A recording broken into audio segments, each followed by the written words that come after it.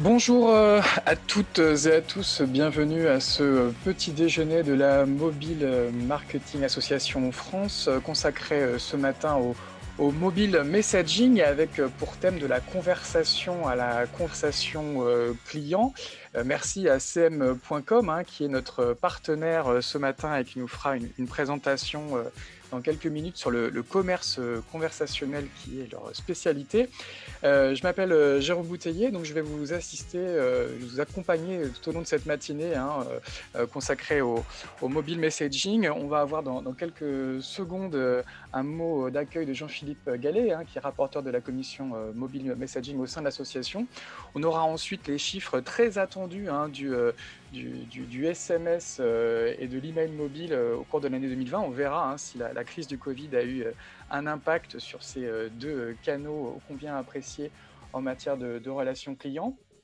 Puis on évoquera, comme je le disais avec Jérémy Delru, Regional Director Southern Europe de CM.com, l'émergence du commerce conversationnel avec une grosse présentation d'une vingtaine de minutes. Et puis on terminera cette matinée avec une table ronde consacrée toujours à cet univers du conversationnel avec un échange entre moi, Stéphane Zerman, directeur de la relation client chez Nocibé, et Geoffrey Boulakia, directeur général EMEA de l'agence TSC. On démarre donc tout de suite avec un mot d'accueil de Jean-Philippe Gallet. Jean-Philippe, bonjour. Est-ce que tu peux allumer ta caméra et ton microphone? Bonjour, on t'entend. Oui, parfait. Alors, Bonjour. je disais rapporteur de la commission messaging mobile. Le messaging, c'est au cœur de l'association depuis sa création il y a plus d'une quinzaine d'années. Effectivement, donc l'association, pour ceux qui ne connaissent pas bien la MMA France, on a plus de 200 adhérents, une association qui existe maintenant depuis quasiment le début du siècle, depuis très longtemps. Le messaging est au cœur de cette association avec historiquement un espace d'échange assez fort entre les opérateurs mobiles et les distributeurs que sont les agrégateurs qui distribuent aujourd'hui les offres de messaging. Et donc moi, je dirige la commission messaging depuis maintenant 4 ans, avec un gros focus ces dernières années sur, évidemment, l'émergence du conversationnel. C'est ça, on passe d'une culture de la notification à une culture de la conversation, du one-way au two-way. C'est ça le grand enjeu en ce moment. Exactement. Donc, la conversion à l'aide du messaging, c'est quelque chose qu'on expérimente depuis 10 ans. On sait qu'envoyer des campagnes de SMS, de MMS dans certains autres pays, ça peut amener du trafic en point de vente. On estime que la conversion en général sur ce type de campagne est de l'ordre de quelques points, de 3 à 4%, voire 5% des personnes qui sont soumises aux campagnes qui viennent acheter en magasin. Et puis, depuis mai 2018, on a Facebook qui a ouvert ses API de Facebook Messenger. On a WhatsApp qui permet également de communiquer aux marques de communiquer avec leurs clients. On a eu l'ouverture d'Apple Business Chat. On voit ce qui se passe en Asie, en Chine avec WeChat, en Corée surtout avec KakaoTalk, au Japon. L'Asie très en avant sur ses usages. Et depuis donc 3 ans en Europe, on teste tous ici, les offreurs, les marques, le conversationnel pour des approches soit très serviciel, soit également autour de la conversion et du commerce conversationnel, qui est un gros enjeu, notamment quand on voit encore une fois ce qui se passe en Chine et les usages que ça génère. Ça veut dire qu'une nouvelle génération d'acteurs pourrait rejoindre la commission messaging de l'association au-delà des traditionnels agrégateurs SMS ou fournisseurs de technologies conversationnelles? Oui, globalement, comme dans beaucoup de secteurs, les choses s'accélèrent, les frontières deviennent de plus en plus ténues entre différents mondes. On avait un écosystème finalement avec des acteurs dominants qui étaient des opérateurs télécoms, puisque les technologies de messagerie gravitaient autour de leur services. Ils sont toujours très présents. On a notamment le RCS qui est aujourd'hui proposée par les opérateurs français, qui est une évolution de cette technologie offerte par les opérateurs. Et on a également les grandes plateformes, notamment Facebook, notamment Apple dans une certaine mesure, Google également avec une stratégie un petit peu différente, qui, comme dans tous les pans des services numériques et du marketing online, sont en train de prendre une place centrale et du coup amènent avec eux un écosystème d'offreurs, d'entreprises sans doute de taille plus intermédiaire, qui aujourd'hui permettent d'accompagner les marques sur la prise en main des technologies de conversationnel qui sont finalement quasiment l'usage numéro un des utilisateurs finaux sur un mobile. On estime que c'est à peu près 1 heure par jour qui est consacrée, alors selon des chiffres évidemment, d'une étude ou d'une autre, mais c'est en tout cas un temps très considérable qui est passé sur son smartphone à envoyer et recevoir des messages. Bon, je vois en tout cas que le messaging, c'est peut-être le passé de l'association, mais c'est surtout son futur. Jean-Philippe, en tout cas, vous contribuerez, j'imagine, à évoquer toujours ces sujets au sein de l'association. Avec grand plaisir, c'est passionnant. Et puis là, aujourd'hui, on a, je pense, un programme qui reflète cette évolution. Donc, j'espère que tout le monde y trouvera son compte. Très bien, merci hein, Jean-Philippe Gallet pour ces éléments de contexte. Hein. On va enchaîner avec les chiffres du baromètre du messaging mobile sur lequel travaillent depuis quelques jours Sébastien Givry et Christophe Lecourtois. Sébastien, Christophe, est-ce que vous êtes là? N'hésitez pas à allumer vos micros et vos caméras. Oui, moi j'ai oublié ma caméra, je ne sais pas si vous me voyez.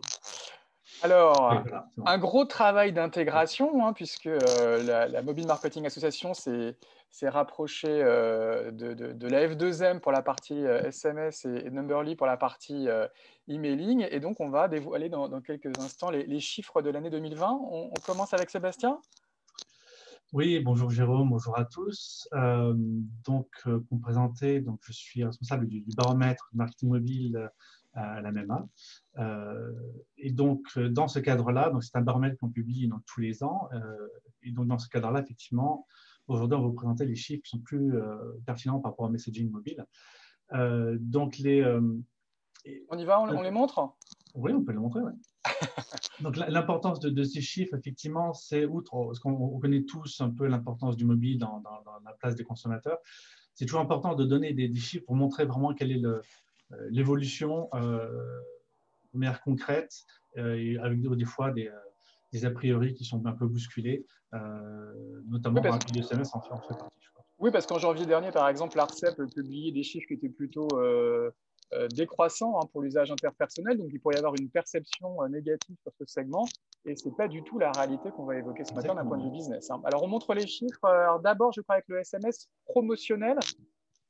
Voilà. Donc, le SMS promotionnel, donc, comme le nom l'indique, c'est tous les SMS qui sont envoyés aux clients. Par exemple, vous avez une carte de fidélité dans un magasin, vous avez donné votre email ou numéro de téléphone, et puis on va vous contacter dans un mois, dans 3 semaines, pour vous dire voilà, il y a une nouvelle promotion qui existe.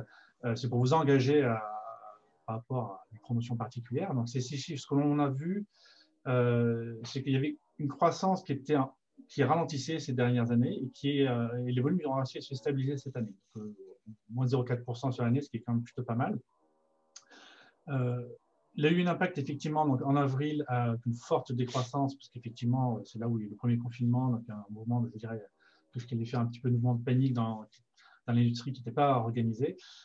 Moi, ce que je vois effectivement, ce qui conforte la puissance quand même de ce canal, c'est que très très vite, on voit dès le mois de mai, et surtout on voit en juillet, le rebond de ce canal qui a permis de revenir et de se maintenir malgré les conditions en particulier de l'année 2020 et encore de cette année. Ce qui pour moi est quand même une force, quand même une certaine force de ce canal. Donc on pourra en reparler, mais effectivement, ce canal, un des avantages de ce canal, effectivement, c'est un peu l'universalisme de ce canal, la facilité d'utilisation et le fait que le taux d'engagement des consommateurs, c'est-à-dire quand on reçoit un SMS, en général, on va regarder ce SMS. Donc, voilà. Ça, c'est sur le promotionnel. Donc, c'est tous les numéros en 36 hein, pour information. Le transactionnel, lui, au contraire, il poursuit vraiment sa très très forte croissance. Et en fait, il y a plusieurs indicateurs, plusieurs choses qui vont y contribuer. Quand on dit croissance, effectivement, on voit encore 32% de croissance en 2020. C'était une croissance similaire l'an dernier aussi, donc vraiment une croissance continue d'année après année. Alors pour bien préciser ce qu'est que le SMS transactionnel, ce n'est pas seulement le SMS lié à l'authentification par code quand on fait une transaction e-commerce, un paiement, ce qu'on appelle l'OTP, One-Time Password. En fait, ça va beaucoup plus loin que ça, et c'est pour ça que c'est ce qui explique la croissance. Donc, ce SMS transactionnel, c'est vraiment tout ce qui permet d'engager le client par rapport à une transaction, que ce soit une prise de rendez-vous, un rappel de rendez-vous, une notification de livraison, toutes les choses comme ça, ce qui en fait que ça va vraiment pu croître. Et je l'ai noté là, ça a pu croître beaucoup plus rapidement que l'e-commerce. L'e-commerce a cru de 8% l'an dernier. Là, on a 32% de croissance, donc ça conforte vraiment la puissance de ce canal. Donc là, c'est les chiffres au global, donc agrégés au global. Donc, quand on voit qu'on a à peu près entre 700 millions et 800 millions de SMS, quand même. Donc on parle de volume, hein, pas de valeur, volume de SMS envoyés. Donc on voit effectivement qu'au global, hein, il y a une grosse croissance de ce canal-là. Ce qui est intéressant, c'est de voir effectivement qu'il y a une bascule entre le promotionnel et le transactionnel. Ce qui explique aussi, ce que va expliquer aussi mes collègues, ce qu'a expliqué aussi Jean-Philippe, c'est qu'effectivement, il y a de nouveaux canaux qui commencent à arriver, qui prennent un peu le relais sur l'aspect promotionnel, mais par contre, l'aspect transactionnel, lui, continue sa croissance. Donc, c'est vraiment une bascule des types d'usages, mais globalement parlant, ce canal de communication il reste très, très fort et vraiment à ne pas sous-estimer dans une stratégie de communication. D'accord. Merci Sébastien. J'ai juste 2-3 petites questions complémentaires. S'il n'y avait pas eu le Covid, du coup, on peut parier sur aussi une forte croissance du SMS promotionnel qui a limité la casse malgré la crise. Alors forte, je ne sais pas, mais croissance, oui, certainement. Oui, certainement, parce qu'effectivement, l'avantage, on connaît tous l'impact du mobile, l'importance du mobile dans le rapport personnel avec les gens. Donc, c'est vraiment un outil très, très personnel. L'avantage du SMS, effectivement, c'est que ça permet cette communication directe par rapport à des usages très particuliers. Et aussi, en général, on ne donne pas son numéro de téléphone par hasard. Donc, effectivement, on peut penser que ça a pu continuer sa croissance. Et le fait que ça ait pu se maintenir malgré ces conditions-là, pour moi, ça conforte cette impression-là. Et deuxième question, on voit un taux de croissance de plus de 30% pour le SMS transactionnel. Alors, c'est une tendance depuis plusieurs années, mais c'est quand même très impressionnant. On est au-delà des chiffres de la pub, au-delà des chiffres du e-commerce. Comment on peut expliquer de tels taux? Là aussi, en fait, effectivement, c'est la publicité, aussi ciblée qu'elle puisse être, elle reste, elle n'est pas 100% ciblée par rapport à un usage particulier. Et là où le SMS intervient, c'est que par exemple, je vais prendre un cas très particulier. J'ai changé de fournisseur d'accès à Internet il y a longtemps, et je passais par un nouveau fournisseur qui m'indique effectivement que voilà, le rendez-vous avec votre technicien qui a installé la fibre sera à tel jour. Une semaine avant, on envoie un SMS pour me confirmer ce rendez-vous-là, avec un lien pour me dire si vous voulez le modifier, changez-le. Donc c'est moi par rapport à mon usage à moi particulier, avec un rappel la veille. C'est pareil pour les livraisons. C'est vraiment un usage, je dirais, one-to-one, qui fait sa force par rapport à d'autres canaux, qui ont aussi chacun leur force particulière, mais par rapport à la publicité, on va dire que c'est dans le transactionnel, c'est vraiment ce rapport-là très proche au consommateur, qui est vraiment particulier au consommateur, qui en fait sa force, et aussi le fait que son mode de lecture aussi, qui est beaucoup plus personnel, beaucoup plus direct. Je pense que c'est ce qui en fait la force. Alors effectivement, je pense qu'il y a beaucoup de garde-fous qui font que il n'y a pas d'abus de ce mode, de ce canal-là, ce qui montre qu'il y a une progression continue de tous les usages. Une dernière question, on en a parlé rapidement, mais une partie du SMS transactionnel qui est liée à la validation des paiements, dans le cadre du 3D Secure avec l'OTP. On sait qu'avec la DSP2, une directive européenne sur les paiements, c'est des choses qui devraient à terme disparaître. On peut anticiper du coup quand même un impact sur cette croissance du marché du SMS transactionnel? Alors, dans quelle mesure, c'est difficile à savoir. Oui, probablement un impact. alors après, effectivement, on a encore jusqu'à 2022. Donc, pour rappel, pour ceux qui ne sont pas familiers, donc le SMS, pour l'instant, il entre dans le cadre de la sécurisation des transactions. Il n'est pas validé dans le cadre de la DSP2 parce qu'en fait, il n'est pas considéré comme un mode différent d'authentification par rapport à la possession du téléphone. Donc, C'est ça, on achète et on valide sur le même écran, donc c'est plus une authentification forte. Voilà, donc l'authentification forte, c'est ce que je sais, donc un mot de passe, ce que je possède un téléphone et l'inhérent, c'est-à-dire qui je suis. Donc le SMS, c'est la possession. C'est-à-dire que je possède le téléphone, donc je reçois le SMS, c'est la même chose. Et donc il y aura une baisse en 2022 de ce type de format, c'est ça? Pardon? Et il y aura en 2022 probablement du coup un arrêt du SMS d'authentification à cause de cette DSP2. Oui, alors après, il faut voir, théoriquement, oui, il faut voir comment ça se passera, parce que là, c'était censé être en 2019, ça a été repoussé à plusieurs fois, même jusqu'à 2022. Parce qu'en fait, ce qui fait que c'est repoussé, c'est parce que ça demande de gros efforts de côté des banques et des systèmes d'information des e-commerçants pour nous mettre à jour. On va passer, par exemple, d'une bascule, certainement, et ça a déjà commencé, en fait, du bascule d'un SMS avec certainement bascule vers une application bancaire sur votre téléphone où là, vous devez vous identifier avec un mot de passe ou avec En tout cas, une empreinte. on aura l'occasion d'en reparler en 2022 et on verra si ça a eu un impact sur les chiffres du baromètre de l'année prochaine. Merci beaucoup en tout cas Sébastien Givry. On retiendra que même si le marché du SMS interpersonnel décline légèrement année après année, celui du SMS marketing affiche une croissance à 2 chiffres, 15% l'année dernière, malgré la crise, malgré les changements des usages. C'est impressionnant. Merci Sébastien Givry. Oui. On enchaîne avec l'autre levier du baromètre, qui est un point sur l'email et l'impact du mobile sur l'email avec Christophe Lecourtois. Christophe, est-ce que tu es là? Oui. Comment ça va, Christophe? Très bien, Jérôme, merci beaucoup. Et puis bonjour à tout le monde. Alors, donc, un baromètre, évidemment, du messaging mobile qui ne pouvait pas que reposer sur le SMS. C'est ça, voilà. Effectivement, c'est intéressant d'apporter le pendant de l'emailing sur mobile, puisqu'aujourd'hui, c'est une réalité, c'est un constat qu'on fait au quotidien. Oui, les Français, mais pas que les Français, consultent aussi leurs emails sur mobile. Et puis, c'est le canal historique de la relation client, souvent, l'email. C'est ça, c'est un peu le canal historique et les choses évoluent.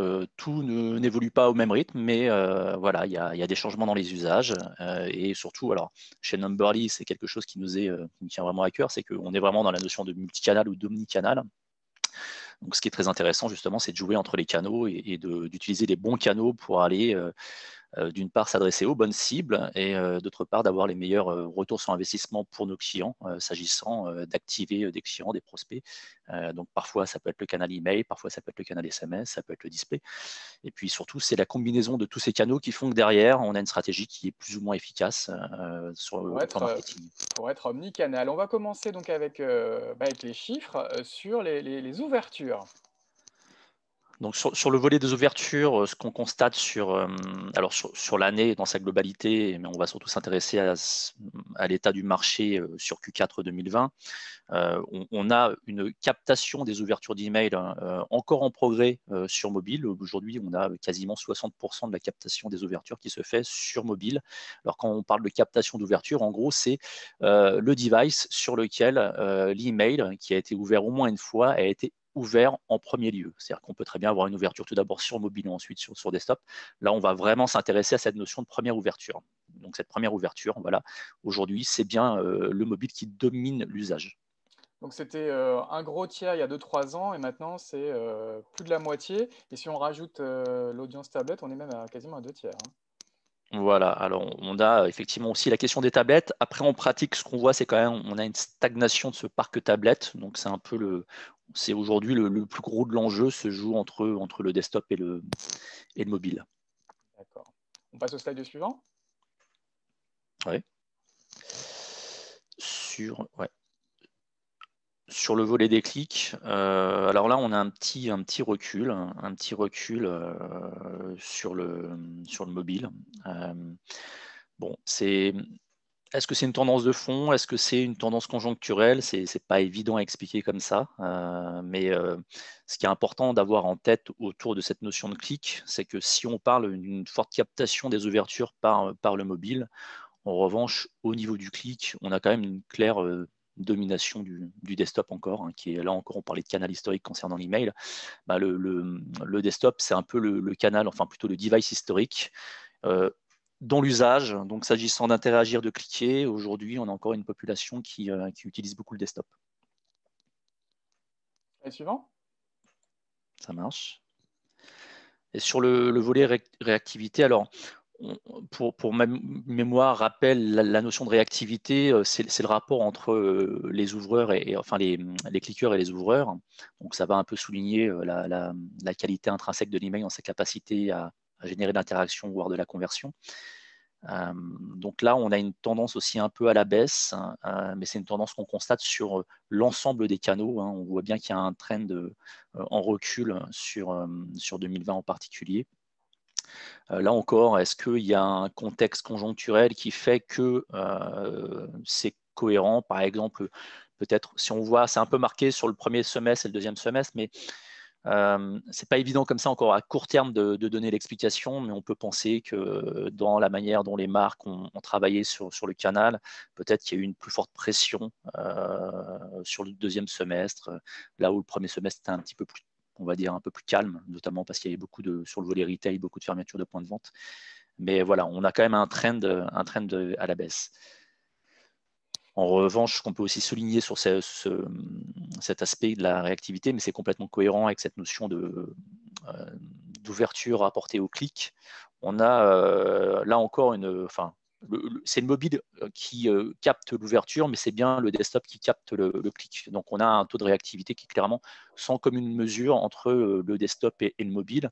Le mobile sur cet aspect-là est vraiment le challenger et je pense qu'il y a un vrai sujet justement pour essayer. Alors, est-ce que le mobile pourra rattraper le desktop compte tenu de la nature des écrans qui sont assez petits? Voilà, en tout cas, c'est l'enjeu. Et on termine avec le dernier slide.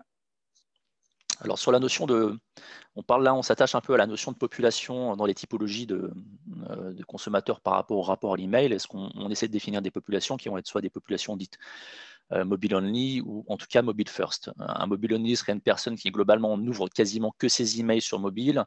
Un mobile first serait plutôt une personne dont le profil serait une personne qui ouvrirait au moins 3/4 de ses emails sur mobile.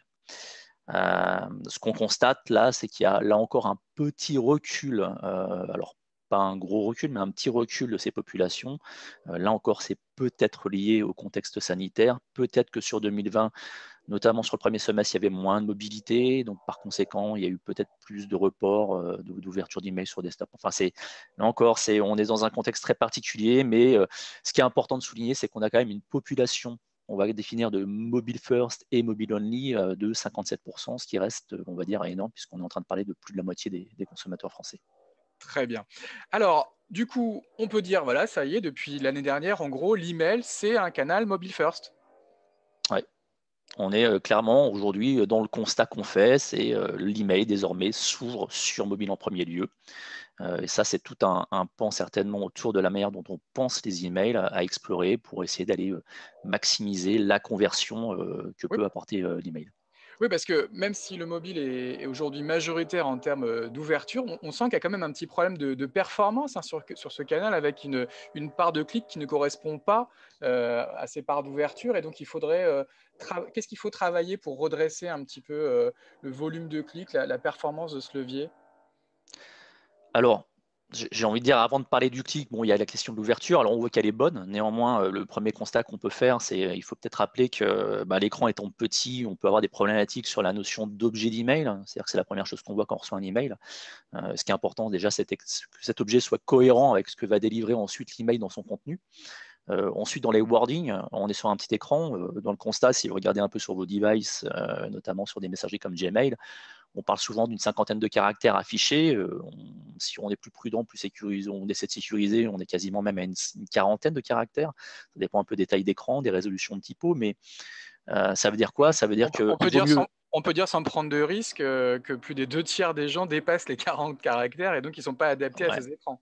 On a beaucoup, effectivement, dans nos messageries, des emails très gourmands dans les objets, et on se retrouve avec des objets tronqués. Et je pense que ça semble assez pragmatique de dire qu'il vaut mieux avoir un objet court et percutant que d'avoir un objet long qui est tronqué et donc illisible. Je ne pense pas que ce soit forcément très incitatif au clic. Après, ce qui va peut-être jouer, du coup, c'est de l'attachement à la marque. Alors après, sur l'attachement à la marque, il y a des petits, entre guillemets, quick wins qu'on peut aller chercher. Alors, il y a ce qu'on appelle le BIMI, par exemple, qui permet, c'est un paramètre qui permet, alors ça ne fonctionne pas, c'est un peu la problématique des différents canaux. Chaque canal a ses spécificités techniques. Mais si on prend l'exemple de la messagerie, chaque messagerie, il va un peu de ses propres règles. Mais si on regarde dans le cas encore de Gmail, qui est très utilisé en France, le BIMI permet d'afficher le logo de la marque. Donc, au lieu d'avoir, par exemple, la photo d'un ami ou des initiales proposées par défaut par la messagerie, on va avoir le logo de la marque. Donc ça attire l'œil et ça peut favoriser le clic. Et donc sur la question après du clic, qui est l'étape suivante, la première chose, c'est que comme sur les sites web, l'approche la plus rationnelle, c'est peut-être de privilégier le responsive, d'avoir des emails responsives qui vont s'adapter à la taille des écrans. Donc bien choisir dans sa structure responsive les composants qu'on va vouloir afficher. On va peut-être pas chercher à tout afficher, mais afficher les images les plus impactantes et les textes les plus parlants. Sur après cette notion de contenu, là encore jouer la carte de la synthèse, c'est-à-dire être capable de délivrer des informations qui sont synthétiques, quitte à renvoyer sur des rebonds web pour afficher des contenus plus détaillés, plus denses, plus riches. Donc vraiment plutôt être dans une approche un peu straight to the point, avec derrière des call to action qui sont clairs, identifiés. Toujours Alors, cette notion de synthèse, je termine peut-être là-dessus, c'est de se dire que là encore, on voit aujourd'hui beaucoup d'emails très longs, très bavards. Alors sur le mobile, c'est pas problématique de scroller, hein, c'est devenu une habitude, hein, notamment sur les sites mobiles. Par contre, ce qui est important, c'est que on est de plus en plus sollicité, donc on reçoit de plus en plus d'emails, donc ça sert peut-être à rien d'avoir des choses trop denses, trop complexes. d'accord, less is more, hein, ça pourrait être la synthèse de ce qu'on s'est dit, mais il ne faut pas hésiter à repenser en tout cas ce levier historique hein, aussi évidemment de la relation client. Merci Christophe. On Je t'en va, prie. donc merci en tout cas Christophe et merci Sébastien hein, pour les éléments de ce baromètre du messaging mobile et ce sont des éléments qui seront évidemment repris au sein de la commission messaging mobile de l'association. On va désormais passer la main à Jérémy Bonjour, Delru. Bonjour vous Jérémy, m'entendez? on t'entend. On Génial. t'entend. Alors on va faire une cascade hein, puisque je vais Yes, te on va essayer. passer la main Qui peut ne pas sur marcher. et on va Voilà. découvrir donc la présentation de Jérémy sur le conversationnel de cm.com. Est-ce que vous la voyez? On voit très bien la Ah, c'est présentation génial. avec, J'adore. avec du morse, hein, c'est ça, les petits points et les petits traits en arrière-plan? Exactement.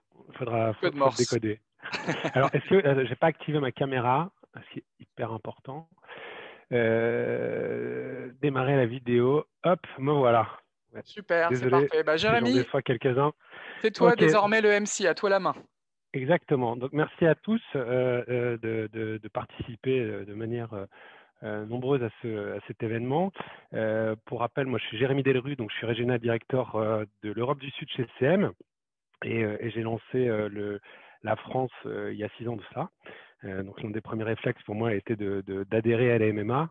Et donc c'est plutôt rigolo de voir l'évolution qu'il y a pu y avoir entre le moment où on a adhéré aujourd'hui. Donc à nouveau, merci à tous d'être là. C'est vrai que ce sont des temps un peu particuliers. Je pense que on voit quand même une grande différence d'un événement en physique, d'un événement en webinar. Il y a quand même plus de participants et ça, c'est une vraie opportunité pour nous. Des temps particuliers qui font poser des questions, tant au niveau personnel, hein, sur finalement, parce que pour moi, ce moment de confinement nous permet de nous poser les bonnes questions.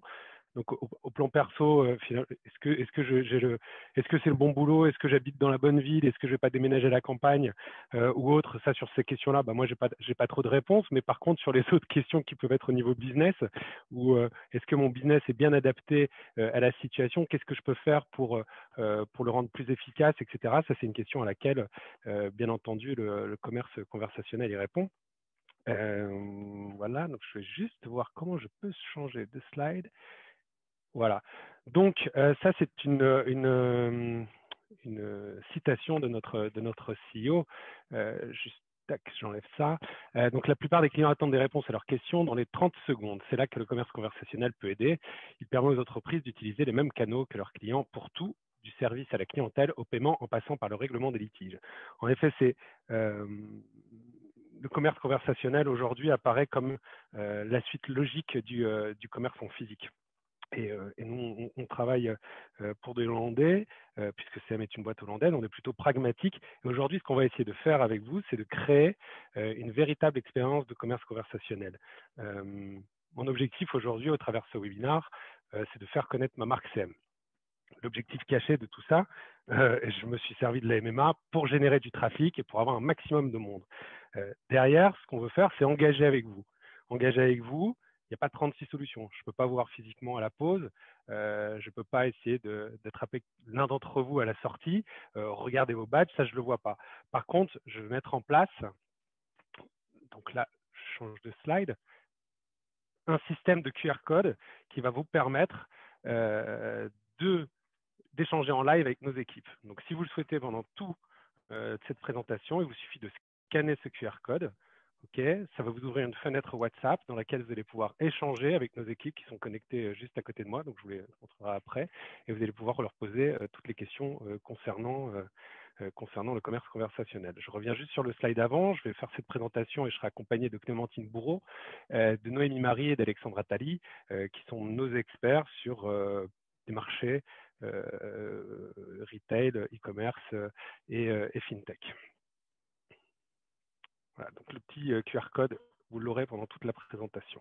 Donc aujourd'hui, on parle de quoi? On parle de 5 milliards d'utilisateurs dans le monde, évidemment, de messagerie instantanée. Les nombres sont plutôt, le nombre est donne plutôt le vertige, avec des canaux émergents, donc puisque le client est de plus en plus multicanal, et vous aurez, la difficulté que vous aurez, c'est de savoir sur quel canal il est. Pour la plupart, ils sont sur 2, 3 différents, mais aujourd'hui, on peut dire que WhatsApp, enfin le SMS reste la messagerie la plus répandue. En second, on a WhatsApp, évidemment, et on retrouve derrière Apple Business Chat, donc qui est le e-message bleu que vous retrouvez dans votre iPhone. Viber évidemment, et d'autres canaux de chat type WeChat ou KakaoTalk dont parlait Jean-Philippe Gallet. Ok. Quels sont les challenges du messaging mobile? C'est déjà de créer une expérience omnicanale unique. Aujourd'hui, un client lambda ou un prospect ne doit pas se soucier du canal qu'il utilisera pour contacter la marque. Ça doit être quelque chose ouvert. Et c'est vrai que lorsqu'on essaye de solliciter une marque, le premier réflexe que l'on va avoir, c'est de dire comment je peux la contacter. Les magasins physiques étant fermés, donc je ne vais pas me rendre en boutique. Et généralement, quand on se rend en boutique, on conseille la personne d'appeler le SAV, mais on l'appelle, on envoie un email, on chatte sur un messenger, on envoie un WhatsApp. Comment fait-on? Donc, l'idée, c'est de ne pas se fermer les canaux, de ne pas dire pour nous contacter, vous pouvez utiliser uniquement ce canal-là, c'est de dire nous sommes disponibles sur l'ensemble des canaux. Okay, il faut que la conversation soit personnalisée. On ne peut pas envoyer des messages complètement impersonnels.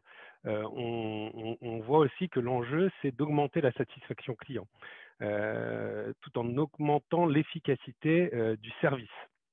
Et une préférence pour la marque, pour le service, et non pas seulement pour le prix. C'est-à-dire qu'aujourd'hui, on le voit, certains retailers ferment, certaines marques ferment, déposent le bilan tout simplement parce que le client n'attend pas qu'un prix, il attend aussi un service et il attend aussi à avoir en retour de ce produit un service de qualité. Donc la stratégie multicanal, excusez-moi. Donc aujourd'hui, de quoi parle-t-on? On parle de 5 milliards d'utilisateurs et de plus de 100 milliards de messages échangés par jour. Ce sont les volumes mondiaux, bien évidemment. Un contenu enrichi dans lequel vous pouvez mettre des vidéos, des images, de l'audio, des documents et bien entendu l'intégration de signatures électroniques pour engager. Une stratégie multicanal pour laisser le choix à vos clients basé essentiellement sur le mobile. Les différents moyens, donc on retrouve le chatbot, du web chat, du WhatsApp Business, du Apple Business Chat, du RCS dont on va parler, et le RCS avec Google, qui sont deux canaux différents. Donc, on va aller dans le concret avec des cas d'usage. Et là, je vais laisser la parole donc sur le retail et l'e-commerce à… C'est moi. Ok, super. Donc, à toi de jouer. Super. Du coup, c'est passé un petit peu vite sur les slides. Ouais, alors, je reviens en arrière. Oui, voilà. Bon, c'est pas grave. Non, pour parler plus en détail de la partie e-commerce, donc le e-commerce, c'est un secteur qui est en forte croissance déjà depuis quelques années. Il a été encore plus boosté avec la crise sanitaire et les restrictions d'accès aux magasins physiques, mais aussi aux différents confinements. On observe notamment une forte croissance sur 2020. Selon la FEVAD, ça devrait atteindre 112 milliards de chiffre d'affaires. C'est presque 9% de croissance par rapport à 2019. Donc voilà, c'est un secteur qui va continuer de grossir et les messageries mobiles ont complètement un intérêt dans cette croissance. Les grands changements, du coup, c'est effectivement une hausse des commandes en ligne. On a aussi observé une hausse sur les fréquences d'achat et aussi la diversification des types d'achats. Un très bon exemple, c'est les achats alimentaires avec tout ce qui est grande distribution, les click and collect, les drives, etc., qui ont explosé pendant cette crise. Et enfin, la troisième partie, c'est aussi tous les commerces physiques qui ont dû s'adapter et du coup avoir des offres aussi disponibles en ligne pour leurs clients. Donc, pour aller un peu plus dans le détail des différents canaux, le SMS, ça reste un canal qui est très largement utilisé dans le e-commerce comme dans le retail pour des actions marketing, donc voilà, des actions promotionnelles, les soldes, les ventes privées, ce genre de choses. Sur de la notification, par exemple des confirmations de commandes, de click and collect, etc. Donc, comme on l'a dit un peu plus tôt, la partie notification aussi a largement accéléré avec les hausses aussi des ventes e-commerce. Et on peut aussi voir une utilité sur des programmes de fidélité pour continuer de stimuler un petit peu les acheteurs. Donc, pour la slide d'après. Très bien. Hop, tac. Alors, WhatsApp, c'est un canal qui, pareil, a connu une grosse croissance avec ce confinement. Aujourd'hui, il y a un peu plus de 30 millions d'utilisateurs en France.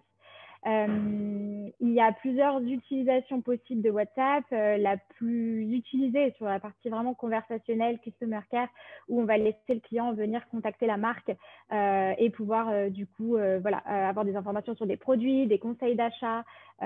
Et l'avantage, c'est qu'on va pouvoir partager des contenus enrichis et vraiment aider le client et être présent tout au long du parcours d'achat. Ça peut être utilisé aussi pour du SAV, sur par exemple des suivis de colis, de la reprogrammation de livraison, etc. Et sur une partie toujours aussi de notification, sur des suivis de commandes ou pour de l'envoi de factures, ce genre de choses. Du coup, voilà. Il y a une dernière slide. Yes, désolé. Alors, tac.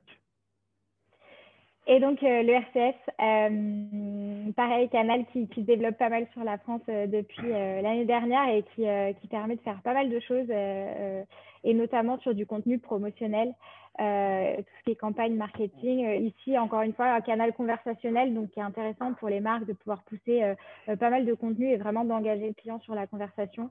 On va pouvoir aussi l'utiliser par exemple sur des drive to store. On a vu Carrefour qui l'a utilisé pour la digitalisation de leur catalogue et tout ce qui est notification également de commandes de click and collect, vraiment toujours dans l'idée d'avoir du conversationnel avec les clients finaux.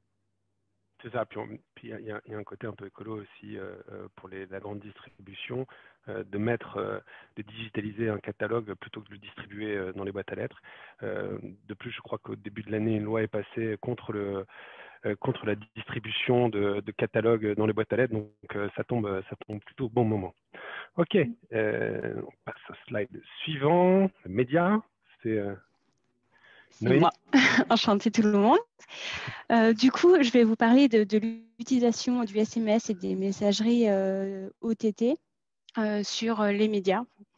Pour contextualiser un petit peu, en fait, les médias, à date, en 2020, selon une étude de We Are Social, on était 58 millions d'internautes et ce qui représentait à peu près 82% de mobinautes. En parallèle, on s'est rendu compte qu'avec la crise du Covid, les lecteurs en fait, ont une consommation maintenant différente de l'information. Ils vont chercher des informations vérifiées et vérifiables via des médias de confiance. Donc, du coup, pour ça, on a remarqué en fait que tout ce qui était audience sur site web avait énormément augmenté. Et là où il y avait où il fallait tirer son épingle du jeu, en fait, c'était d'essayer de convertir cette audience site web vers des abonnements digitaux. Et on s'est rendu compte en fait que le top 3 en fait, des médias qui avaient réussi à tirer leur épingle du jeu étaient Le Monde, Mediapart et Le Figaro. Donc on se rend compte en fait que à cause ou grâce à la crise du Covid et notre manière de consommer qui était différente, on se rend compte qu'il y a de véritables opportunités pour les médias à utiliser le SMS dans un premier temps, mais aussi les messageries telles que WhatsApp ou encore le RCS. Donc pour que ça soit un peu plus parlant pour vous, on va vous montrer quelques usages clients. Donc, par exemple, sur la partie SMS, comme on le disait au début de ce webinaire, il y a 2 manières de consommer le SMS, via des fins marketing ou via de la notification. Donc, par exemple, du marketing, on va pouvoir promouvoir des offres promotionnelles via son abonnement print ou via son abonnement digital, ou on va aussi pouvoir pousser, par exemple, le téléchargement d'applications. Pourquoi utiliser le téléchargement d'applications, par exemple, pour pouvoir augmenter le trafic sur l'appli et pour pouvoir ensuite valoriser cette hausse de trafic grâce aux espaces publicitaires.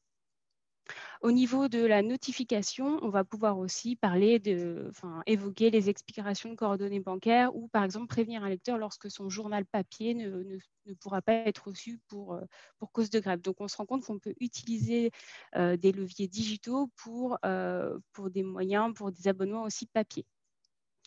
On va pouvoir aussi utiliser WhatsApp. Alors, c'est la slide suivante, voilà. Alors, tout comme le retail, on pourra l'utiliser pour des moyens conversationnels avec le lecteur, par exemple pour la demande d'information.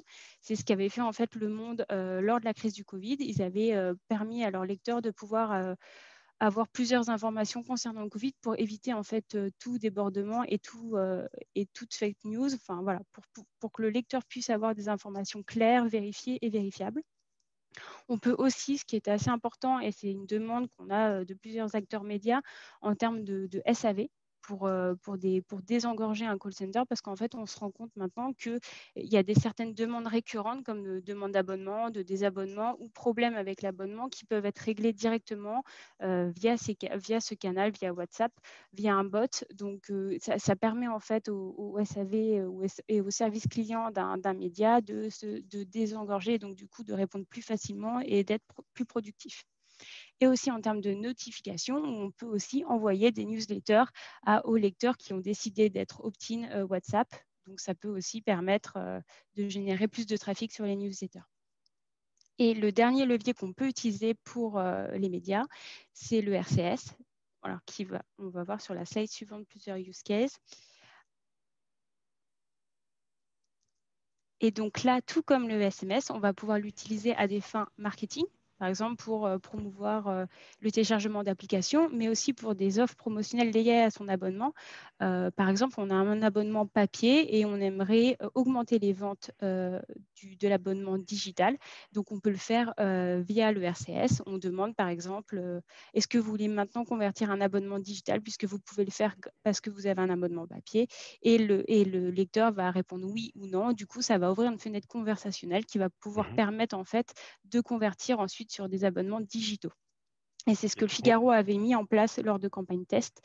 Et 28% en fait de leurs abonnés papier, print, ont décidé de passer à un abonnement digital. Okay. Donc, il y a plusieurs... On concourt pour les mobiles d'or avec ce cas, Figaro. Tout à fait. Donc on aura la réponse fin de mois, normalement, si on est... Oui, okay. Je crois que c'est ça. Exactement. Super, ben, merci beaucoup, Amy. J'essaie de... Alors, il faut faire pause en fait sur le GIF pour pouvoir le slide suivant. Ok, donc on va demander à Alexandre, Nathalie de prendre la parole donc, sur le secteur de la FinTech. Bonjour tout le monde. Effectivement, donc moi je suis en charge du secteur FinTech. Alors il faut savoir que nous, dans le secteur de la finance, banque et assurance, on a eu de la chance, c'est que les banques et les assurances ont pris le courant digital bien avant le Covid. C'est-à-dire qu'aujourd'hui, on a vu une émergence de structures comme les néobanques, par exemple.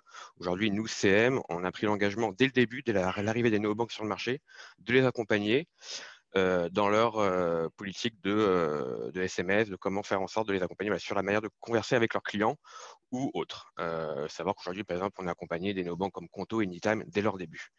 Alors aujourd'hui, les banques assurances utilisent effectivement plusieurs types de canaux. Donc on va voir en premier lieu le canal du SMS. Ok. Voilà. Effectivement, donc ils utilisent trois axes différents. Donc les campagnes marketing, le SMS OTP qui a été abordé au début de ce petit déjeuner, et les notifications. Alors en termes de campagne marketing, aujourd'hui, c'est vrai que les banques utilisent beaucoup le SMS pour pouvoir mettre en avant leurs nouvelles offres promotionnelles, les produits bancaires, assurances, tous ces éléments-là pour pouvoir communiquer avec leurs clients ou le potentiel prospect. Ça, c'est le premier axe. Effectivement, ils utilisent aussi les campagnes SMS pour faire des notifications. Par exemple, aujourd'hui, les assurances comme AXA, qui fait partie de nos clients, utilisent beaucoup ce canal-là pour les prévenir lorsqu'il y a une potentielle catastrophe naturelle ou lorsqu'il y a un changement, de pouvoir prévenir l'ensemble de leurs clients pour qu'ils puissent faire le nécessaire pour contacter leur conseiller d'assurance et pouvoir prendre les devants.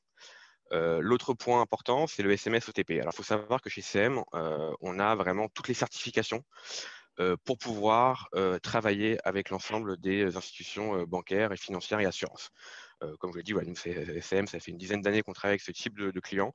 Donc, on a pu évoluer avec eux et passer toutes les certifications.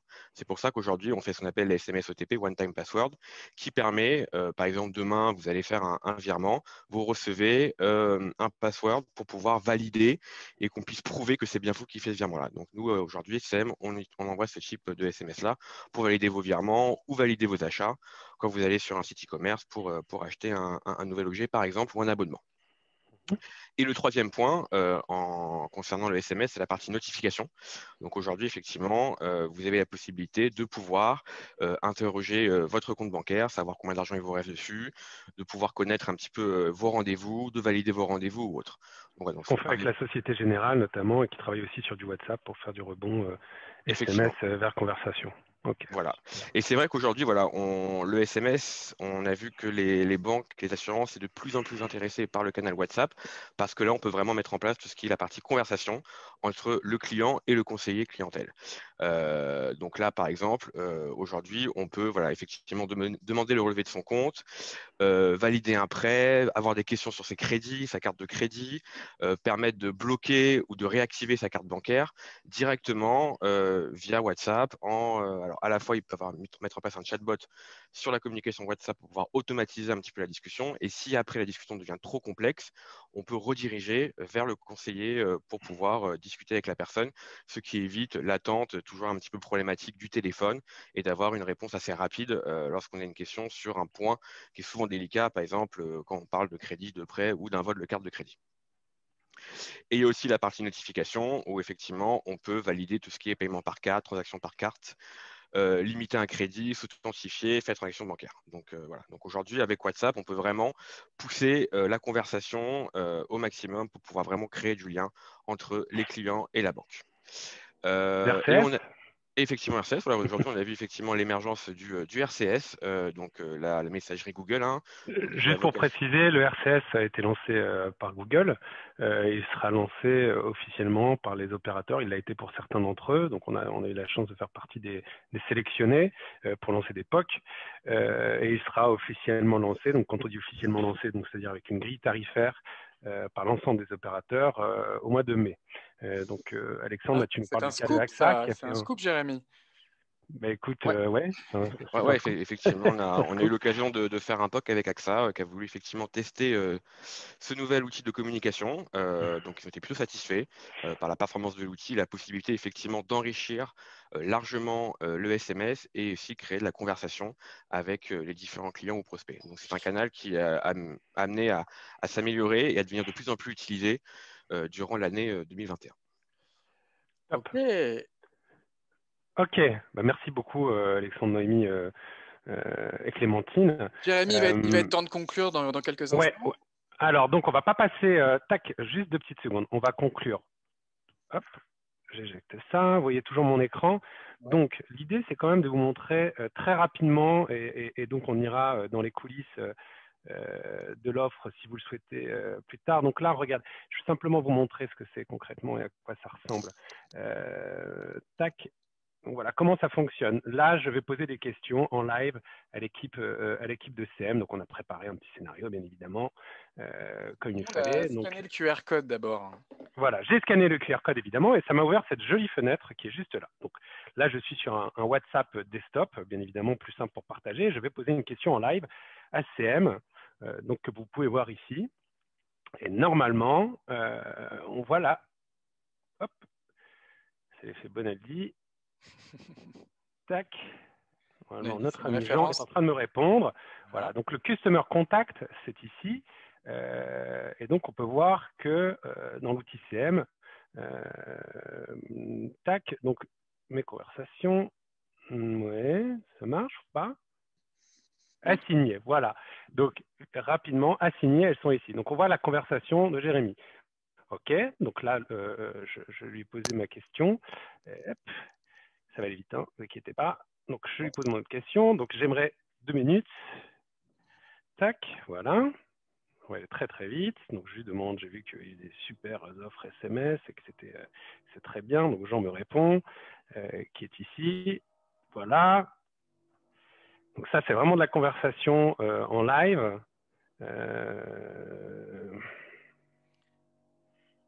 Et donc, ça montre, ça montre que la conversation marche. Et j'aimerais juste montrer le dernier. Voilà, donc là, il vient de vérifier que tout marchait bien. Voilà, numéro de tirette. Jean me répond.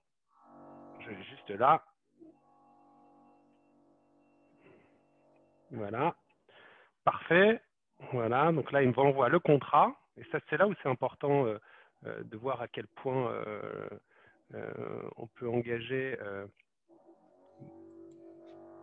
même avec du WhatsApp. Voilà, donc le lien arrive ici. Oui.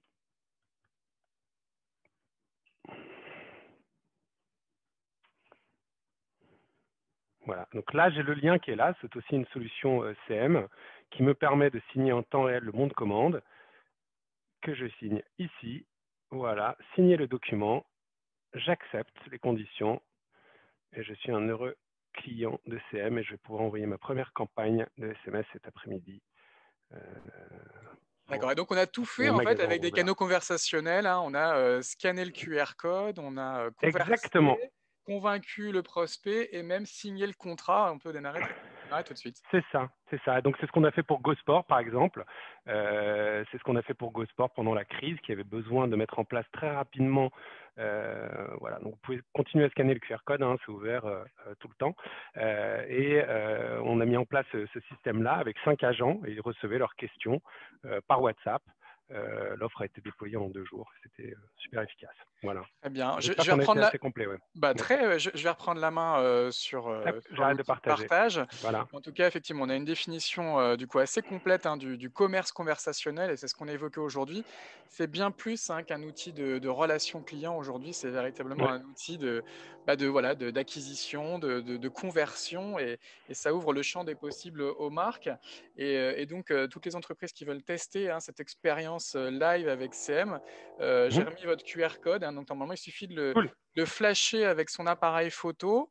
Et normalement, donc, on déclenche une session. Alors, qu'est-ce qui répond? C'est Noémie, c'est Alexandre, c'est Clémentine? Alors, on est tous à répondre. Et puis, pour la MMA, on a une offre spéciale hein, qui est que l'on offre 3 mois de mise en place d'abonnement WhatsApp avec notre offre Customer Contact. Donc, je vous encourage à l'essayer. Très bien. Merci à tous en tout cas, merci de nous avoir écoutés. Merci Jérémy et à toute l'équipe CM.com qui s'était massivement mobilisée ce matin hein, pour ce petit déjeuner. Et on va terminer hein, cette matinée avec un échange avec Stéphane Zerman, directeur de la relation client de Nocibé, et Geoffrey Boulakia, directeur général de MEA. Alors je suis désolé, j'ai un voisin qui s'est mis à allumer sa perceuse au même moment. Stéphane, Geoffrey, vous êtes là? Bonjour. Vous entendez la perceuse là, j'imagine? Exactement, mais c'est pas trop gênant, ça va. Je suis désolé. Et Geoffrey, il est là aussi? Yes, bonjour à tous. Bonjour Geoffrey, donc on va faire, désolé pour le petit retard, table ronde, hein, on le disait, sur la relation client, et on va évoquer le cas Nocibé, et également aussi la collaboration avec TSC. On va commencer par se présenter. Stéphane Nocibé, en quelques mots, en quelques dates, en quelques chiffres, on connaît le grand nom de la parfumerie, mais qu'est-ce que vous pouvez nous dire en plus de cela? Donc, Nocibé, en fait, c'est 600 magasins, un service client qui est aujourd'hui sur des canaux, en fait, on va dire traditionnels, téléphonie, mail, on a même parfois encore un peu de courrier, et on n'avait pas encore basculé justement sur la partie digitale. Donc, c'est quelque chose qu'on a voulu tester en cette fin d'année. Mais sinon, oui. On va y revenir. Nocibé, c'est un nom un peu exotique. Oui, tout à fait. En fait, Nocibé, c'est le nom d'une île du côté de Madagascar où en fait pousse une plante qui est très utilisée chez les parfumeurs. C'est la plante ylang-ylang pour informer tout le monde. D'accord, ça c'est quand même un truc qu'on ne savait pas. Hein, Geoffrey? On apprend tous les jours. On apprend tous les jours. Et TSC, alors on dit plus The Social Client, hein, on dit TSC. Et votre métier, vous, c'est un peu de réinventer la relation client. Comment on se présente en quelques mots, quelques chiffres, TSC? Écoute, non, c'est une bonne façon de le dire. Nous, notre métier, finalement, c'est de créer des nouveaux formats d'interaction entre les clients et les marques. Et ça passe bien évidemment de plus en plus par ces formats conversationnels. D'ailleurs, notre tagline, c'est Brands are conversations. Donc, on est de plus en plus convaincus. Brands are conversations. Exactement. Donc, on est de plus en plus convaincus que finalement, discuter avec une marque, ça se passe de plus en plus sur les formats que viennent de montrer les équipes de CM et sur ce qu'on va évoquer juste après avec Nocibé. Très bien. Alors, on va justement évoquer un petit peu les priorités des marques pour cette nouvelle décennie, hein, la décennie 2020 là, qui est déjà bien entamée. Stéphane, chez Nocibé, il y a un gros sujet un peu de globalement de transfo digital et puis notamment de transformation de la relation client. Tout à fait. En cette période qui était qui a bousculé un peu les… Donc, tout à fait. En fait, nous, sur cette période de fin d'année, si je reprends un peu l'histoire de notre échange avec TSC, c'est qu'on s'est retrouvé face à un deuxième confinement où, en fait, la fin d'année pour le secteur et l'activité de la parfumerie est le secteur le plus important de l'année. Donc, avec la fermeture de magasins, etc., c'était comment pouvoir, en fait, continuer à servir nos clients, à les accompagner, et donc de trouver une solution très rapide, en sachant que sur cette période-là, comme il y a des enjeux très forts, bien évidemment, il y a des gels informatiques qui ne nous permettent pas de mener des grands projets. Et donc, c'est là, en fait, en échangeant avec TSC, qu'on a eu l'idée de mettre en place, en fait, d'utiliser en fait un bot, mais qu'on a un peu détourné. On va en parler juste un peu plus tard, mais historiquement, pour vous, la relation client, ça repose sur le téléphone, sur l'email, tout à fait, tout à fait, sur des canaux plutôt traditionnels. Et vos problématiques aujourd'hui, c'était quoi? C'était d'absorber les volumes, de baisser les coûts, d'améliorer la qualité de la relation client, d'adresser de nouveaux canaux. C'était quoi votre réflexion un peu stratégique? La réflexion stratégique, c'est continuer à améliorer la satisfaction de nos clients. En fait, Nocibé a, pour la 5e année consécutive, eu le prix de l'excellence client. Donc, c'est quelque chose de très important pour nous. La partie coût est bien évidemment importante, mais ce n'est pas du tout notre motivation première. La motivation première est bien de continuer à améliorer la satisfaction de nos clients, tester l'autonomie aussi des clients, et de tester en fait l'appétence de nos clients sur des nouveaux services. Geoffrey, j'évoquais un peu le contexte aujourd'hui des entreprises. Alors, on entend un Nocibé donne la priorité à la qualité client, à la qualité de la relation client. Geoffrey, chez TSC, vous avez un regard assez large, hein, évidemment, sur les attentes des entreprises aujourd'hui. Comment est-ce qu'on pourrait classer ces priorités?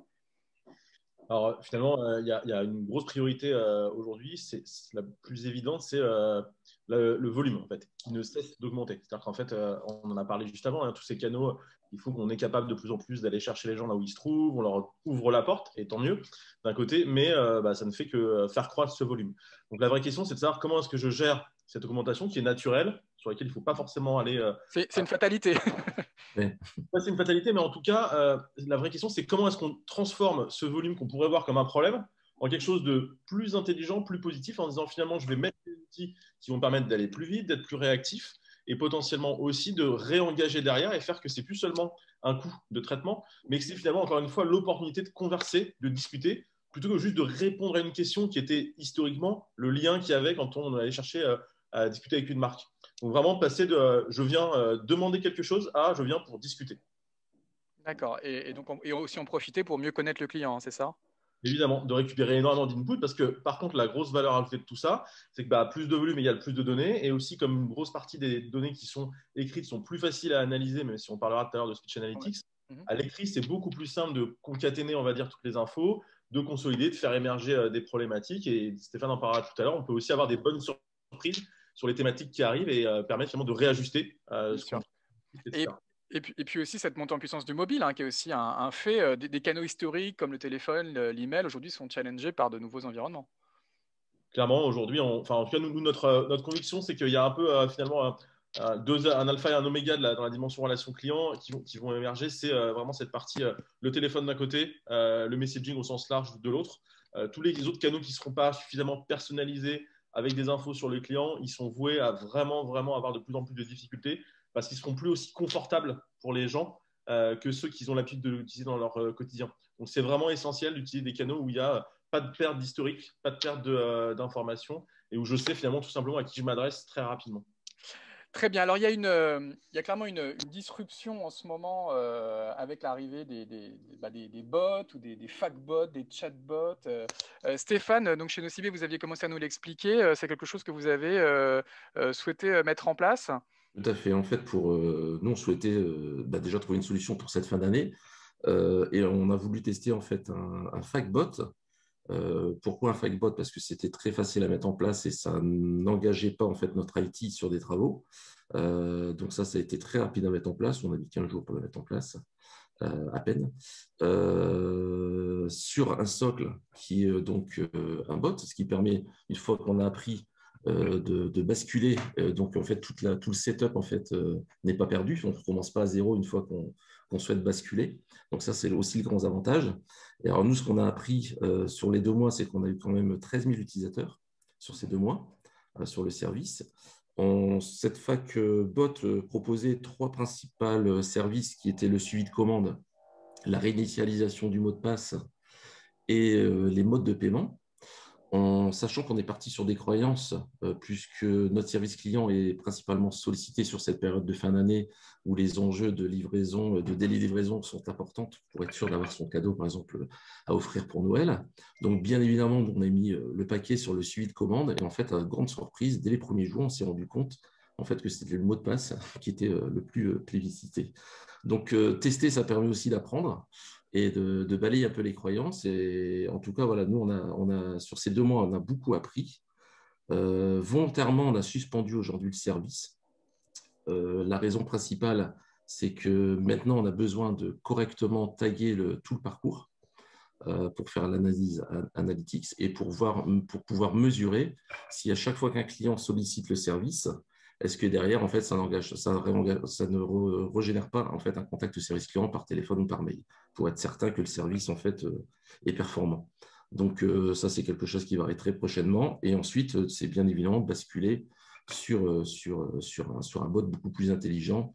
Mais là, c'est que le début de l'histoire. On est en train de l'écrire. On va en parler. Geoffrey, hein, effectivement, ces bots, fac-bots, chat-bots, voice-bots, c'est la grosse tendance du moment? Alors oui, alors du coup, on commence par avoir l'habitude maintenant plutôt de parler finalement tout simplement d'automatisation, que ce soit du chat, que ce soit du voice, du call, du FAQ bot. Tout ça finalement, c'est la même chose. C'est de se dire, je construis des parcours suffisamment intelligents pour traiter les contacts à faible valeur. J'en profite en collectant les conversations avec le bot pour m'apercevoir qu'il y a des sujets qui ne sont pas adressés, exactement ce que disait Stéphane. J'en profite aussi pour créer des contenus qui vont permettre cette automatisation de manière encore plus forte, en se disant finalement, typiquement, l'exemple du mot de passe est parfait. Si finalement, demain, je produis un petit contenu bien fait, aussi joli que ce que j'ai l'habitude de voir sur les réseaux sociaux, qui explique comment je fais pour le récupérer sur mon espace client, peut-être que même, je n'aurai plus besoin de ça. Ou je peux en tout cas le mettre à disposition du bot, voire du conseiller dans sa conversation avec les personnes qui sont derrière. Donc vraiment, l'automatisation, c'est ça la vraie clé. Par contre, le vrai point le plus important, c'est de s'assurer de cette bonne combinatoire entre cette partie automatisation, l'équipement évidemment de la marque. Stéphane l'a bien dit. Est-ce qu'on est en POC, en pilote? Est-ce qu'on a la bonne IT derrière? Et puis surtout, ensuite, comment est-ce que je le remets entre les mains du conseiller pour faire un conseiller augmenté qui est là finalement pour traiter des choses qui ont vraiment de la valeur? Et pour faire le lien avec ce qui était dit avant, pour faire du commerce conversationnel, il faut que je sois débarrassé, entre guillemets, de tout ce qui a peu de valeur, pour que je puisse me concentrer sur l'émotion, sur le moment avec la personne et potentiellement lui parler du produit, du service qui va bien et de le faire découvrir finalement d'autres choses de ma marque, d'autres choses de mon service. Stéphane, quel canal il faut privilégier? Parce que ce POC en FAQBot, c'est du coup du web. C'était une rupture avec des canaux historiques comme l'email et le téléphone. Est-ce qu'il va falloir privilégier des canaux? Nous, on l'a fait dans l'urgence. Hein, donc, la volonté, c'était de proposer en fait dans un chatbot, mais c'est clair que le voicebot est intéressant. C'est quelque chose qui est en étude chez nous, entre le chat et le voicebot, voire les deux. Il y aurait une continuité historique, ce sera un peu le lien entre le passé et le futur? Exactement, puisqu'aujourd'hui, en fait, le téléphone reste quand même le canal privilégié de nos clients, même si la part d'email augmente, et on l'a vu à travers toutes les présentations juste avant. Moi, je crois beaucoup, après c'est vraiment personnel, mais je crois beaucoup au voice pardon, sur l'avenir. D'accord. Geoffrey, aujourd'hui, la question des canaux, c'est un sujet complexe, mais il faut être là où le client est. Alors ça oui, mais c'est un peu la tarte à la crème de la relation client depuis 10 ans, d'être là où le client est. Donc mon point, c'est aussi surtout de se dire, il faut essayer d'exceller dans les nouveaux canaux qu'on fait et pas forcément vouloir tout s'adresser pour dire je suis sur WhatsApp, je suis sur Apple. Il faut le faire hyper bien. Et puis après, il y a un vrai sujet comme aussi comment je transforme les canaux historiques. Le call, typiquement, comment on transforme ce canal en un canal qui devient automatisable avec le callbot, ce que évoquait Stéphane à l'instant. Et puis le mail aussi. Alors nous, on n'est pas toujours fan de ce canal, même si on voit qu'il a encore pas mal de volume. La vraie question, c'est comment est-ce qu'on le modernise aussi, soit en automatisant aussi des réponses à l'intérieur avec des systèmes techniques qui fonctionnent plutôt bien aujourd'hui, soit comment on le transforme. J'aime bien l'exemple, vous savez, des webforms qui sont sur les sites web. En fait, on ne sait pas que derrière, ça envoie un email. Et pourquoi demain, ces webforms qui transfèrent vers un format email qui du coup est long à traiter, on ne pourrait pas les transformer en des formats plus conversationnels qui finalement iraient vers du messaging? Voilà qu'on peut transformer finalement ce canal qui ne cesse d'augmenter, mais peut-être pour des mauvaises raisons et des raisons d'interface, en trichant un peu et en le connectant à du messaging, ce qui fait que là, on retrouvera la dimension conversationnelle dont on parle depuis ce matin. On parlait du RCS tout à l'heure. Stéphane, c'est aussi un format auquel vous croyez, hein? Oui, tout à fait. Alors, par contre, là, moi, personnellement, on est encore un peu dans les codus parce que c'est quelque chose où on peut lire énormément d'articles, etc.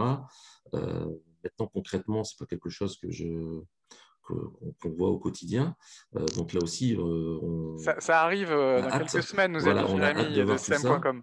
Mais c'est vrai que le large éventail que offre le RCS en termes de contenu, de volume, de taille, etc., oui, ça ouvre tous les champs des possibles. Donc là, on attend ça avec impatience. Geoffrey, ça va être la guerre entre les opérateurs et les GAFA.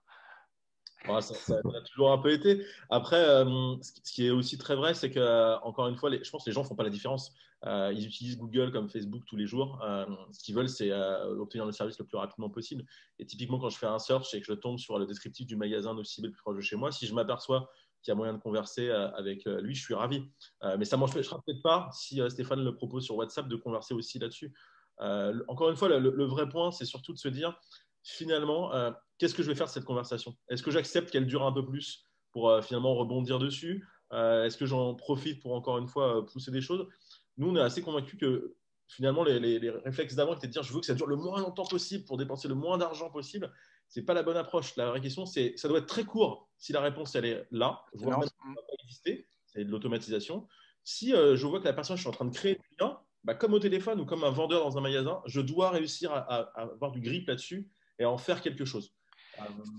Stéphane, vous nous disiez que Nocibé a régulièrement été récompensé pour la qualité de sa relation client.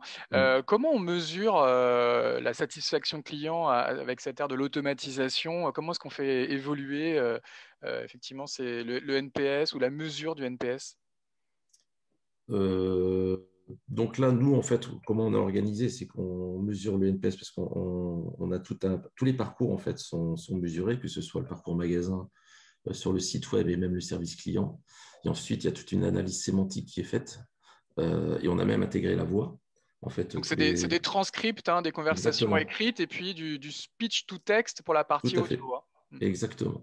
Tout à fait. Donc ça permet de partager ça en interne et donc justement de pouvoir corriger, apprendre et corriger et surtout choisir les projets. Et donc ça a vachement fait avancer l'entreprise sur ces 4 dernières années. Une grosse part de nos projets sont décidés après analyse, justement, toute cette analyse est bien prise en compte. Donc ça change tout. Ça change beaucoup de choses. Alors avec un chatbot, un voicebot, est-ce qu'on pourra même analyser en temps réel les conversations et faire des arbitrages sur le canal utilisé, sur le degré d'automatisation? Geoffrey, c'est des sujets sur lesquels on peut déjà travailler? Alors, en fait, d'un point de vue collecte des données et des mots-clés de la conversation, en fait, c'est déjà une réalité, c'est possible. Après, ce qui est de la science-fiction, c'est ce que tu dis. Dans le sens, l'analyser en live et pouvoir corriger en live, ça, on en est hyper loin encore. Aujourd'hui, ce qu'on est déjà dans la collecte, on est parfois dans l'analyse, mais entre le moment où je le collecte, je l'analyse, j'en tire des conclusions, je mets des choses en place, ça prend encore trop de temps. Par exemple, s'il y a un client qui n'aime pas parler à un bot, qui commence à être désagréable, on peut le savoir qu'a posteriori? Alors, on peut surtout voir le volume de gens qui vont être insatisfaits. Par contre, là où tu as raison, c'est que ce qu'on peut par contre déjà faire, ça c'est pas de la science-fiction, c'est mettre en place un certain nombre de flags qui disent OK, il y a des insultes, il y a des mots-clés qu'on ne veut pas voir, il y a une blacklist qui apparaît. Et là, ça va pouvoir allumer entre guillemets quelque chose qui dit OK, cette personne-là, il faut que je la reprenne en main, il faut que je la renvoie très vite vers un humain. Ça, c'est possible. Par contre, l'analyse en temps réel qui dit je vais aller chercher mes prospects les plus chauds à la minute, tout ça, ça va être possible demain. Mais on manque encore de moyens de people derrière. Et puis, il faut former des gens pour faire ça. C'est un nouveau métier. Et c'est passionnant, mais je pense que là, il y a encore du chemin et c'est à nous aussi d'aider les marques à le faire. Alors justement, à propos du people, de l'interne, Stéphane, ce projet il a été bien accueilli par Nocibé, par les équipes même, vraiment purement opérationnelles de Nocibé ou par la grande direction du groupe? Tout à fait, puisque à partir du moment où on arrive à mettre quelque chose en place en très peu de temps et ça répond en fait à un vrai besoin, puisque la difficulté était de trouver une solution sans devoir remettre doubler les effectifs. Bah oui, si on fait plus pour le même prix, c'est les patrons. C'est pas qu'une question de prix, c'était une question de timing aussi, puisqu'en fait, on était vraiment dans l'urgence. Il fallait absolument trouver une solution pour pouvoir passer décembre en particulier. Donc, recruter, former et faire monter en compétence des équipes, ça prend du temps. Donc, oui, le budget était un élément important, mais c'était surtout le temps qui était primordial. D'accord.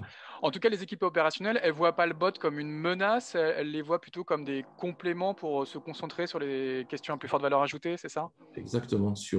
Et des charges un peu? Exactement, sur des éléments qui sont sans valeur ajoutée pour des demandes simples, mais après, il y a surtout aussi une notion de 24 heures sur 24, 7 jours sur 7.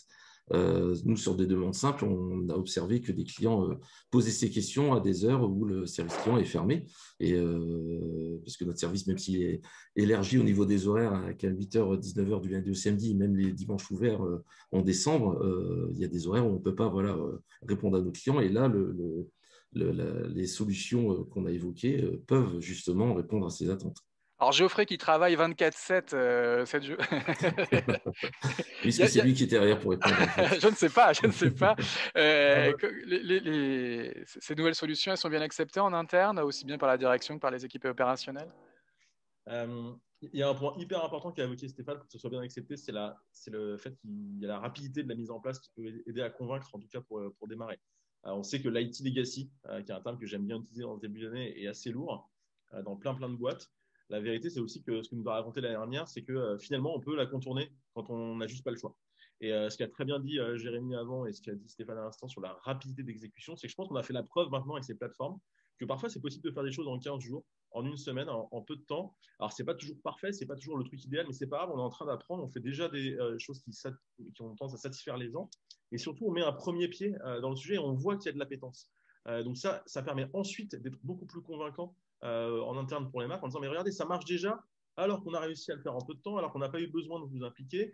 Les gens sont là. Donc en fait, c'est une première pierre qui est hyper importante pour faire la preuve que ça marche. Et puis après, moi, si je dirais qu'il y a un frein, parfois, il n'est pas que IT. On a ce petit défaut, c'est le frein culturel à la française que j'appelle, qui est de dire est-ce que mon voisin, est-ce que mon concurrent l'a déjà fait? Les marques qui osent dire en fait, j'attends pas que le concurrent l'ait fait. J'y vais, même si c'est pas parfait, même si c'est pour arrêter un peu plus tard pour faire mieux, exactement ce qu'a fait Nocibé. C'est comme ça qu'on gagne des parts de marché, c'est comme ça qu'on montre qu'on est dans les meilleurs et qu'on fait de l'innovation. Ça sert à rien d'attendre que les autres l'aient déjà fait, sinon vous n'êtes plus dans le sujet. et vous n'avez plus les investissements ensuite pour le faire. Donc vraiment, ce point-là, je pense que c'est presque le frein principal au-delà de l'IT en vrai. You're so French, comme dit OCS 117. Stéphane, en tout cas, le futur, il est bot first? Sûrement, sûrement, bien évidemment. Non, il y a plein de choses qui nous font réfléchir. Aujourd'hui, on a mis de toute façon une première pierre on a branché le bot.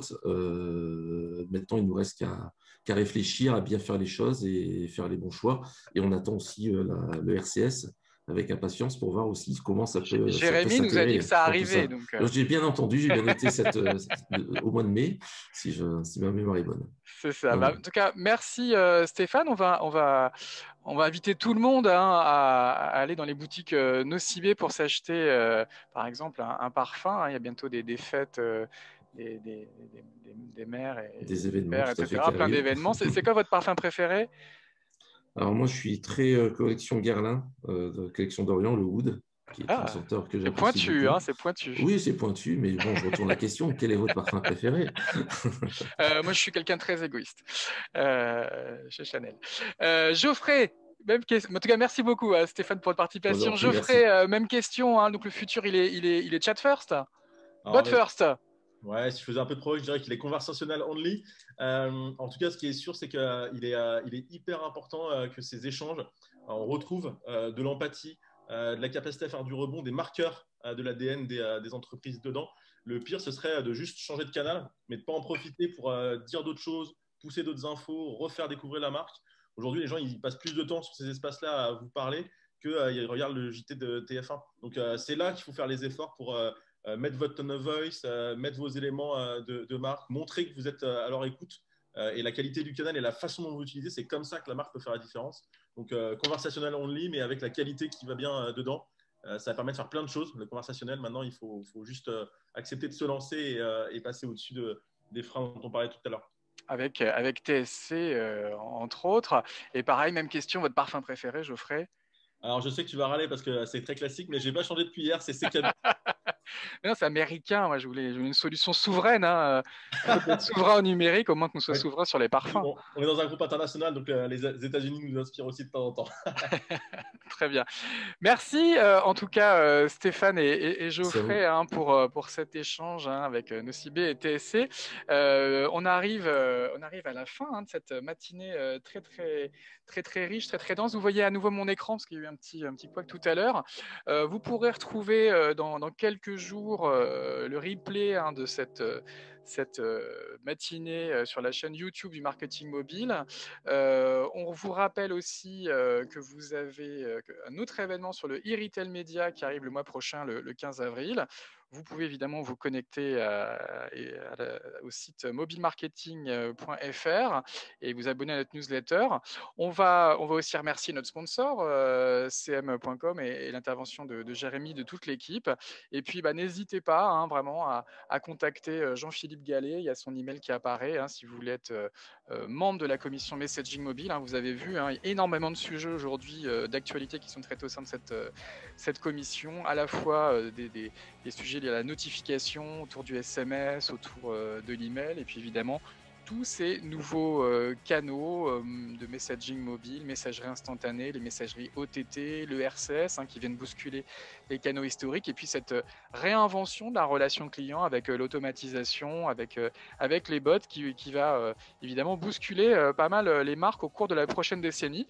Vous pouvez écrire à l'équipe coordination@mmaf.fr, je le disais, le site web mobilemarketing.fr. N'hésitez pas à nous rejoindre sur les différents réseaux sociaux et notamment sur LinkedIn où il y a beaucoup d'actu exclusive. Voilà, je crois qu'on arrive au bout. Eh bien, je vais vous souhaiter à toutes et à tous une bonne fin de matinée. Merci d'avoir été aussi nombreux ce matin. Et donc, rendez-vous dans quelques semaines pour un prochain petit déjeuner de la Mobile Marketing Association France. Bonne fin de journée. Merci Jérôme, bonne journée à tous.